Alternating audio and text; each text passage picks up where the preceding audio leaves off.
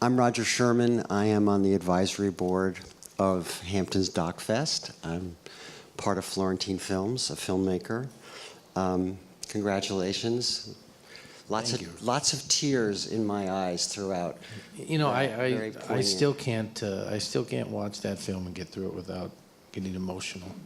There's some very emotional scenes for me too. So, nobody ever heard of the Hello Girls.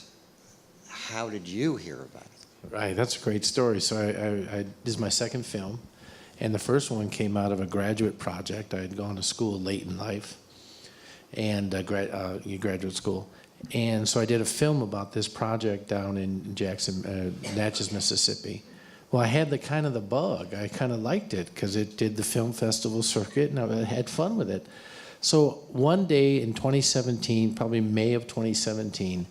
I Googled, I knew the World War I centennial was coming up. So I Googled World War I, and I intended to Google World War I women, or men.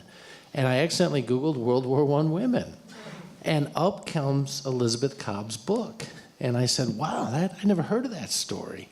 And so I sent her an email on her author page, and she called me back that afternoon. She said she was going to be in Washington, D.C., to give a book presentation, and that she'd love to do an interview, and it went from there. That was in July of 2017. We were done with the film by February of 2018. That's how it happened. You work for Veterans Affairs? I do. And yes. what do you do there? I'm a speechwriter. So I do that during the day, and I do films more than my hobby. I have a company to do films and tell veteran stories. And how did you put funding together so quickly? So you learn to become creative. I've funded these first two and this third film myself, and so you become creative. I have a production team and crew, so that's how I do it, and try to get some money back. Documentary filmmaking, there's not a lot of money in that, but it really comes from the heart, and there's a lot of passion.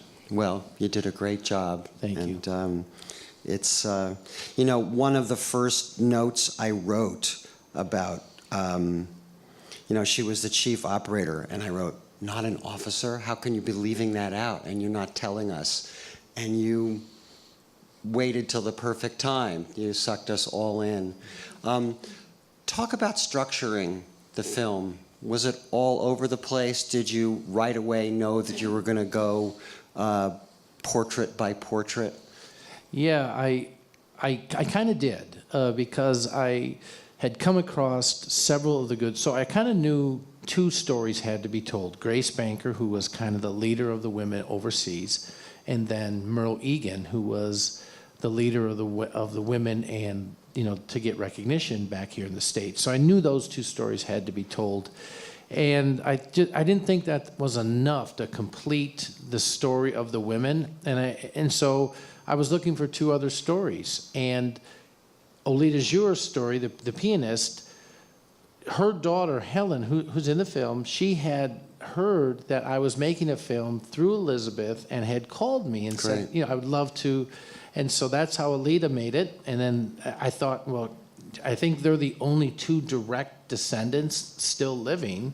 They're in their 80s. So I thought that's a great, having those two, Michelle and Helen there. And then I came across, the couple gets married in France. I mean, how do you not tell that story? Fantastic. So that's how I decided to do the four, yeah. Yeah, great. I noticed a lot of French names. Did they have to speak French? Not the first two groups that went over did. That was a requirement. But then, because they were interacting with the French, they weren't just, were they connecting calls with the French also? Yes, they not only were doing routine calls, but they were doing battlefield calls during when the American Army got engaged in the summer of 1918, and then of course they were translating calls, so they played a very important role during the war. Wow, great. Questions from the audience? Anybody in the middle there? I was just wondering, the uniforms were the thing that helped in the end, but because they were considered civilians, were they allowed to say, I want to go home? No, they did not. Did everybody hear the question? Yeah. Yeah, okay.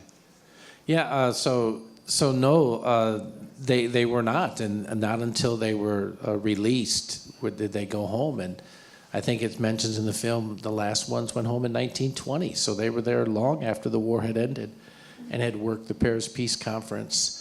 But it was really in between for the Army, because women had not really been in such an official role except for nursing, and they knew what that role was going to be. But these were the first kind of combat soldiers, if you will, combat support soldiers anyways. So there is some documentation that says civilian on it, and then there's this other documentation where they took Army oaths.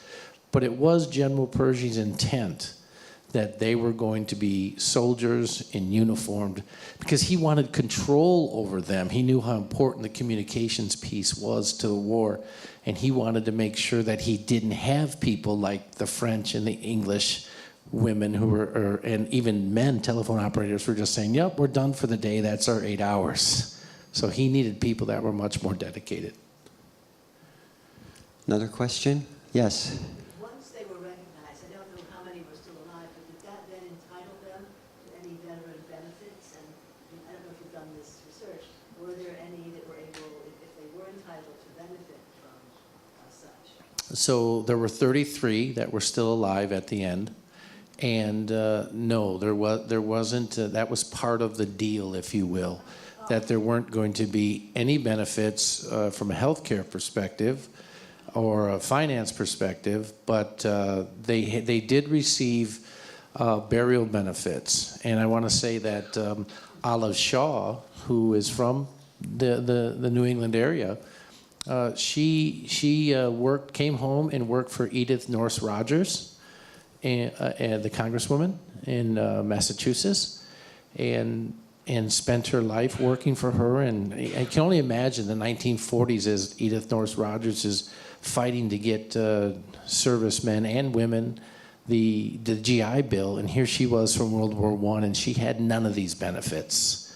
I can't imagine how frustrating that was. Well, Olive lived to see and did get her honorable discharge, and she was the first burial at Massachusetts National Cemetery in 1980. So she was first woman. there. The first burial. The first burial? Yeah, at the National Cemetery in Massachusetts. And were nurses in the Army? Were they service people? They were. They were? They were. So there were other women that were actually in the service? Yes. Just that this group, they said, They nah. said, nah. Yeah, over here I saw a hand. Yes, sir. Yeah, I was thinking while this pioneering heroism was going on in France with these remarkable women, simultaneously, the suffragette movement was hitting its second wind and going strong. That was a remarkable generation. Yes, that's a great question. And these women, along with the women from the YWCA who served overseas, the nurses that you mentioned, and other women with the Red Cross, in 1914, when President Wilson he was adamantly against women voting. And when he went overseas after the war, and he saw that the world was changing, and in fact, 13 countries gave women the right to vote, to include our enemies of that war, before the United States did. But it completely changed his mind, and when he came back, he became an advocate. I also think there was some politics in there too, because again, he knew the world was changing and that women were eventually going to get the right to vote, and he wanted the Democrats to be the ones to give it to him, which did not happen. It was filibustered, if you will, until 1920, and the Republican Congress got it through, and the president. But it did change his thinking for sure. Do we have one more question? Yes, up there.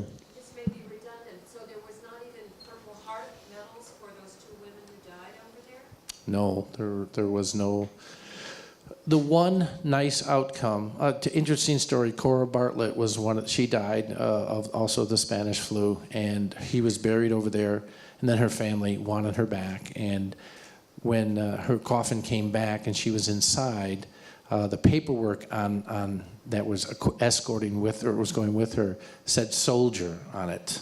And so there's, again, but Inez Crittenden, who died, by the way, on November 11th, 1918, of the Spanish flu.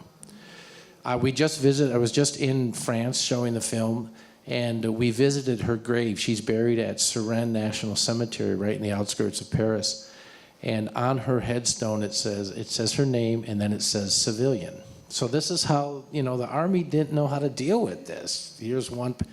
But apparently the American Battle Monuments Commission, which General Pershing established, is going to change that headstone now because of the film, because of legislation, because of the book, and it's going to read Inez Crittenden, operator, Signal Corps telephone operating unit. So that's one of the nice outcomes. But of the two, no, they didn't receive anything. You see, films can change the world. Thank you. Thank you so much. I appreciate it.